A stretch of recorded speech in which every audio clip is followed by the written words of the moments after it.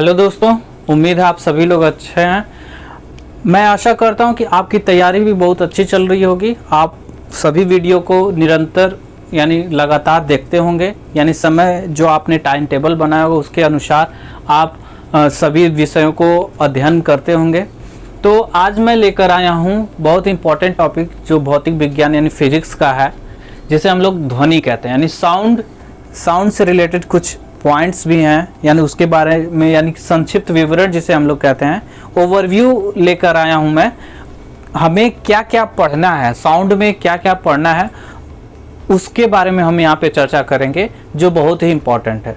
यानी अगर हम लोग सबसे पहले अगर साउंड को हम डायरेक्टली पढ़ाने लगे तो आपको समझ में नहीं आएगा कि क्या क्या है।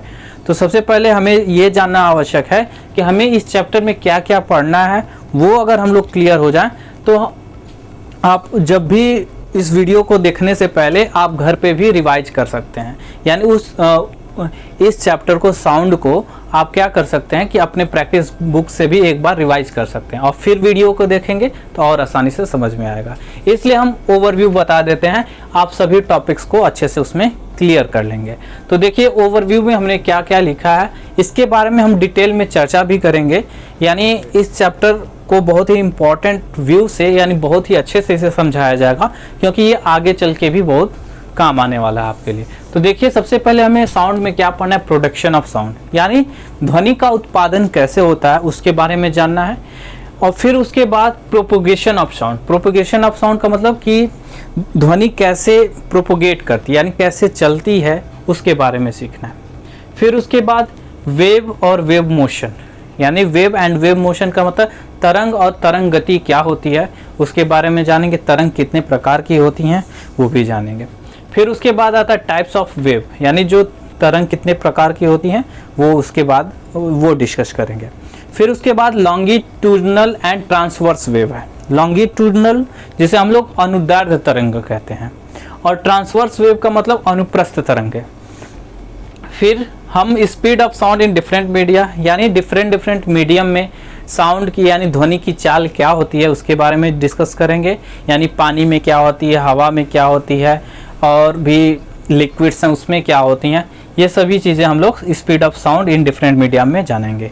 फिर उसके बाद कैरेक्टरिस्टिक ऑफ साउंड, यानी ध्वनि की क्या विशेषता है उसके बारे में चर्चा करेंगे। After that intensity of sound, यानी ध्वनि की तीव्रता क्या होती है। तीव्रता मतलब स्पीड से ही रिलेटेड है, उसके बारे में चर्चा करेंगे।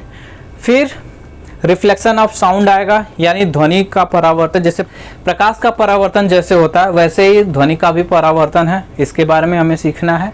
फिर आप इको के बारे में पढ़ेंगे। इको यानी प्रतिध्वनि। प्रतिध्वनि का मतलब होता है कि जैसे आप एक बार बोलते तो वो आवाज़ें बार बार आपको सुनाई देती हैं, तो वो क्या होता है, प्रतिध्वनि होता है। तो उसके बारे में चर्चा करेंगे। फिर उसके बाद रिवर्बरेशन, यानी जिसे हम लोग कहते हैं कि साउंड का गूंजना, यानी ध्वनि जो गूंजती है उसके बारे में चर्चा करेंगे कि कैसे गूंजती है, क्या फैक्ट है उसके पीछे।